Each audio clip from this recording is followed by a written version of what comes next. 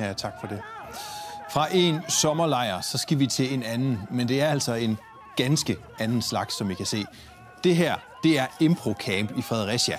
Det er her, musikere går dybt ned i musikken, og så smider de alle regler til side for at komme tættere på deres fag og gentænke, hvad musik egentlig er eller bør være. Prøv at forestille jer, at jeg er på en restaurant, og man så bestiller en burger. Så i nogle verdener, så har man ligesom en opskriftsbog, man følger, og så siger man, at en burger den består af brød, og noget bøf og noget salat. Og så andre steder, for eksempel her på Improcamp, så kan man få alt muligt, som man ikke anede, også kunne være en burger.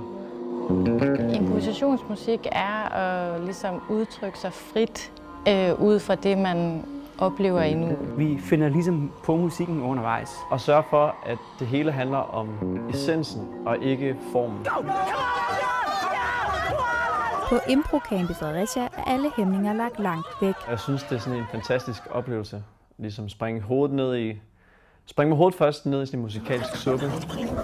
Musikere i alderen 18-35 år bliver i løbet af 8 dage taget igennem øvelser, hvor de bliver sat på prøve. Det handler egentlig om at prøve at mærke, hvor meget intensitet der sådan er til stede eller til rådighed i musikken.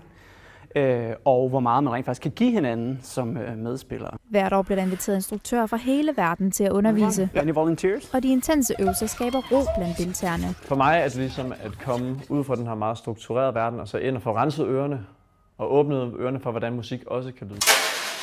Det er 7. gang, at musikcampen afholdes. Jeg synes, der manglede et sted, hvor unge musikere kunne mødes og spille og netværk og lære den her musikform at kende. Projektlederen håber, hun kan skabe et musikalsk netværk for de mange musikere. Det der med, at de i en forholdsvis tidlig periode af deres karriere lærer hinanden at kende, gør også, at de ligesom ikke føler sig så alene i deres musikform. Hun har i hvert fald fået en til at føle sig hjemme. Altså hver eneste sommer, så tænker jeg, skal jeg nu afsted igen? Og så når jeg nærmer mig august, hvor det bliver afholdt, så er jeg sådan, ja, selvfølgelig skal jeg afsted.